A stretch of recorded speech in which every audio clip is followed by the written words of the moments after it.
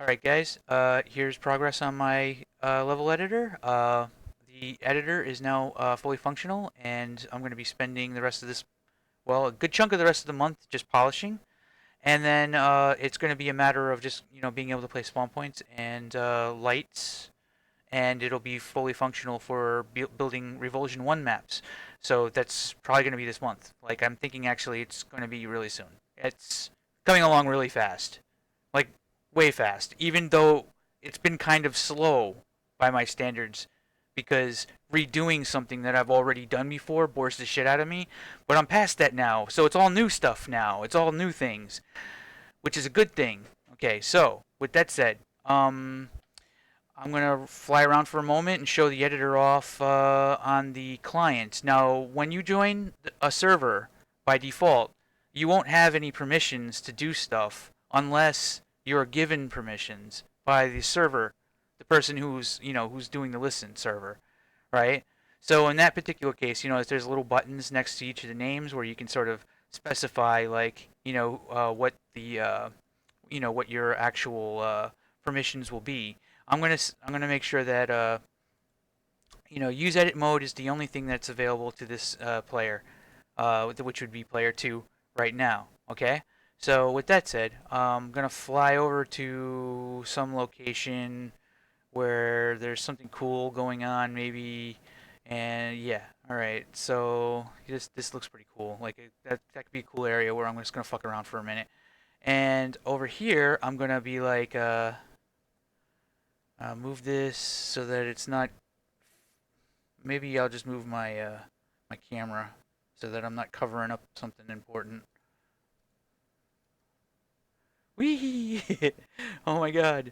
Okay. So, now that I have permission to use the editor, basically right now I'm a spectator, right? And that's all I can do is just spectate. I can't do anything else. I can't like anything other than that. Now I've been given permission to use the editor, so that's what I'm going to do right now. I'm going to switch into editor mode. Boom, and you'll notice that now I fell down to the ground.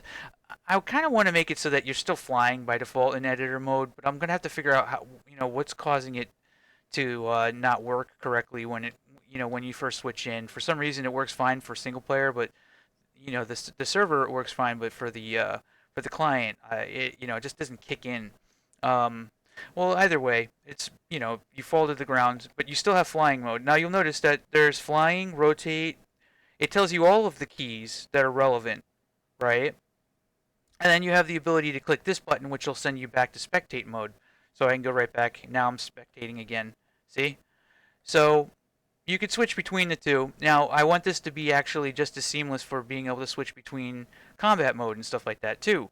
So, like in the future, basically, you place a bunch of monsters, and then you fly your butt over to some corner over here, and then you click back, right into combat mode. Boom, you click that, and then you just load up the current character, whatever character you have selected, um, in the title screen, will be the character that that it loads your equipment from and everything like that, and your current progress, and then you know now you're that character with all of your guns and armor and everything like that, and then all the monsters will spawn based on a certain distance from you, right? And some of them will be in ambush mode, some of them will be automatically always angry, some of them will be, you know what I mean, like so.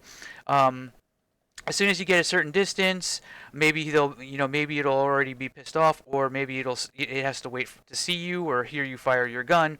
But you fire your gun, and now all the monsters in this area will all wake up at the same time. Um, and you can just start running around, and start killing them, and fighting them, and getting an idea of what it feels like to actually play this thing, and be like, you know what, maybe there was one too many of these bad guys over here. So you switch back into editor mode, and you could be like, okay, okay, all right, all right, I'll take one of these spawns out over, or maybe move him over here, or something like that, right? So that's the idea. Now, um, a lot of people, I've noticed that there is actually like a lot of arguments.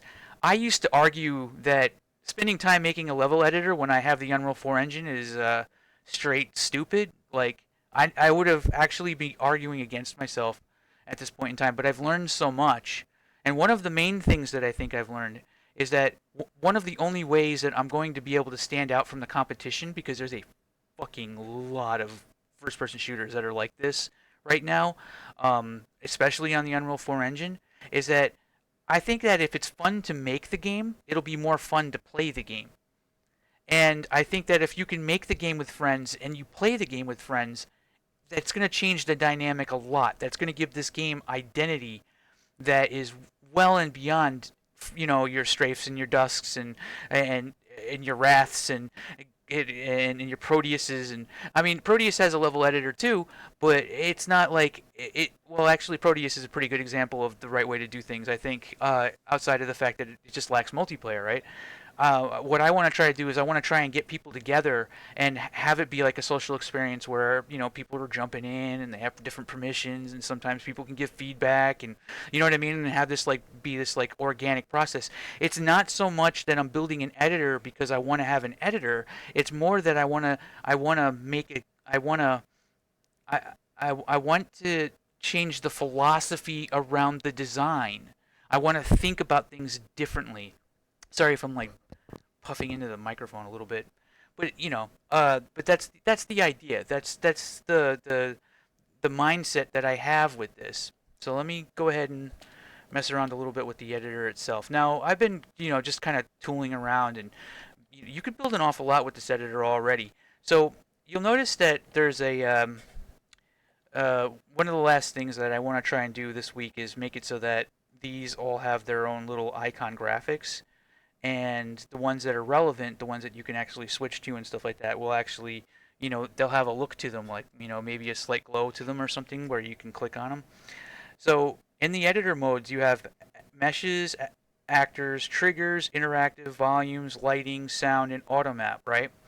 Now these are all the different categories. The only category I have right now that actually works is the meshes mode, where you can actually build stuff like this, where what you're currently looking at right now. So if I switch into meshes mode, you'll notice that I can now start selecting meshes. I can start modifying meshes. I can hold down Shift and left click, and it grabs the mesh, and I can move it around. If I right click, it'll just put it back to where it was before. Like I now have the ability to modify the objects that are currently in the world. And keep in mind, this is all multiplayer. So like, let me go over to the area where the other player is currently looking right now, and you see, look, I look like uh, a flying log right now. All right, you know what I mean. So, with that said, all right, let me. So if I grab this and I move it up, you'll see that the other player sees me moving it, right? And if I press, so there's a one of the buttons right here is mode. You see, and that's the tab key. If I press tab while I'm in mesh mode, it allows me to place brand new object, right? Now if I press tab again, it puts me back into just regular selection type thing. If I press R, it allows me to rotate the mesh that I currently have selected by a pure 90-degree angle rotation, right? And then that allows me to kind of get things kind of like um, you know quickly placed in. And then you can kind of see that, like, okay, yeah, like there's a wall over here now, and let me place a crate. So yeah, see, so I switched to crate, and now if I press tab, you'll notice that there's a crate here. the the most amazing thing ever done in a first-person shooter. No one's ever made a crate before. Well, here we are, ladies and gentlemen. Um, there's my crate contribution to this room. Um, but say I want to, like, okay, like if I want to copy it, I press X, and now I can do this. But you'll notice that its grid is, its current grid size is too big. It's supposed to be at a smaller grid. So what you do is you use the brackets keys, and that switches it to a smaller grid so that I can get more fine-tuned placement, and then I can get it, place it right next to the other crate. See that? Now, let's see if I want to place a barrel. This is, yet again, something that has never been done before in any first-person shooter ever. This is the first time a barrel has ever been placed in any video game ever. So, this is a historic moment, ladies and gentlemen. Okay, so I got some barrels and crates, and they're just chilling out right there. And you'll notice up in the top left, hey, look, I placed some barrels and crates. And then I'd be like, you know what? How does this affect things? Like, should I uh, switch out of meshes mode? Let me switch back to spectate, and see now I changed into a spectator pawn. You see how I look different now? I just look. I want to make graphics where when you're an editor, you look kind of like a floaty robot thingy, and if you're in spectator mode, you just look like you look like a little ghost or something, or a camera or some, yeah, like a little floaty camera. That's not, yeah, yeah, because one of the things I kind of want to see happen, and I don't know if it ever really will, but I mean, it would be really cool to, like, every once in a while working on stuff and like making new maps and shit like that, you just have people, like, little cameras like flying around and just like checking out the level and stuff, and even switching into combat mode, and then just checking to see if there's like places where there's problems, or if maybe there's too many monsters or something like that, and you could just test and have fun and get loot. Like, I think the rewards, like, it's kind of maybe up for debate, but I think maybe you should, like, the character that you're playing should get experience and loot for, killing monsters and stuff. I think, I don't know. It's kind of up for debate because I want to maybe have it be an optional thing where you can turn that off so that your character doesn't outlevel the level after you've been testing it over and over again continuously for a really long time. So let me get back into editor mode. Now you notice that I'm sort of just I'm in walk mode. If I press F, that gives me fly mode. That's one of the keys that's down here. So I want to make it so that these keys have some kind of responsiveness whenever you press the key. It, like, the button flashes, and then it does like a little cooldown, or some kind of an effect that makes it seem a little bit like, it just helps it feel more polished, where like it does something where you can catch it kind of with the corner of your eye, off to the side, right? So, like, okay, um now, I mean, these principles are pretty much going to be the same as far as, like, with the meshes and everything like that. Well, there's a little bit more that you can do in terms of what the objects, with object placement and everything like that. So let me go, full screen here, and let me switch to this. Now, you see how I have this object like this? If I press Shift left click right now, it'll rotate. It'll grab it and reposition it, right? If I press Z, which is lock Z, rotation, right? It won't rotate, but it'll still move depending on, how far away I'm, like, actually aiming, right? Now, if I press E first and I'm in manipulation mode, and I press left shift click like this, oh, it's actually not supposed to move it. Hold on a second. I guess because the grid is so fine, it's actually supposed to just stay there. But anyway, if I grab the object, let me see. I want it to be, well, I guess I'll have to see. Like, all right. So if I grab the object, if I press E, and I'm in manipulation mode right now, I press Shift click. Let me put it back. Lock Z. Sheesh, it's just like moving around. Well, I guess that's something I'll have to fix. Let's see. It's being really stubborn right now.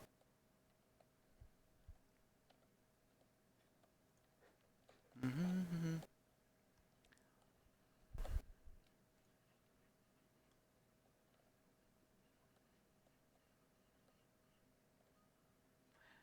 Let me see. Well, either way.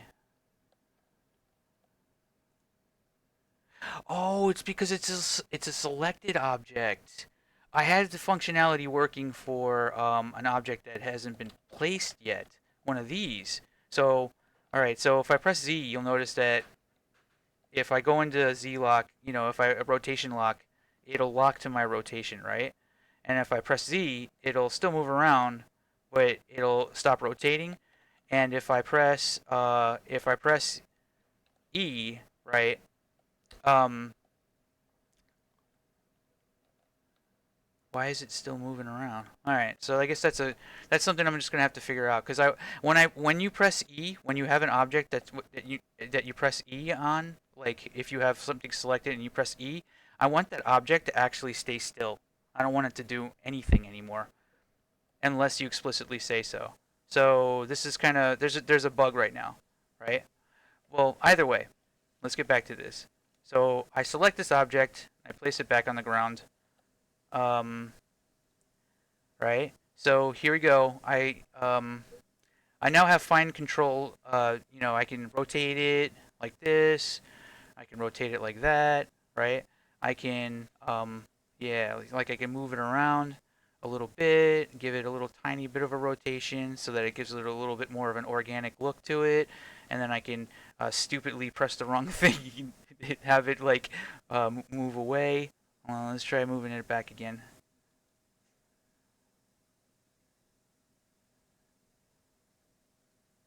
Oops.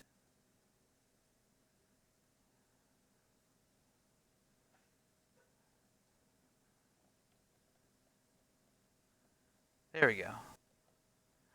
All right, so you can tell that there's some things that are still a little bit fidgety, but for the most part, that's that. That's that. And if I go into this camera, like I'm still, I could. So you can watch somebody edit a map. You can learn how to build the level by watching somebody else do it right in front of you. There's a lot more granularity. This is a hell of a lot more robust than something like SnapMap. Um, it gives you a lot more control over how the map is actually built. A lot more. There's just a lot more that you can actually do, um, and everything like that. And you can build these. You could build fairly crazy areas. I mean, you can kind of go right in. It's entirely possible that that error was a replication thing. Ooh. Oh yeah. Yeah. Hold on a minute. Let me get back into editor mode.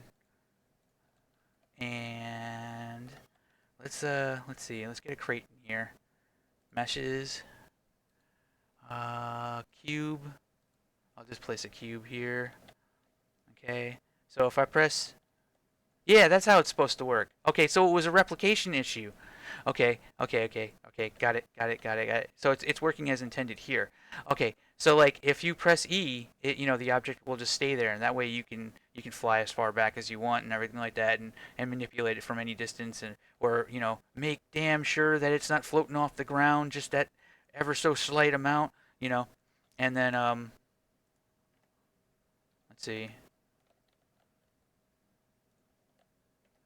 Now that it's like that, you go like that, and you'd be like, well, maybe I want it flying off the ground.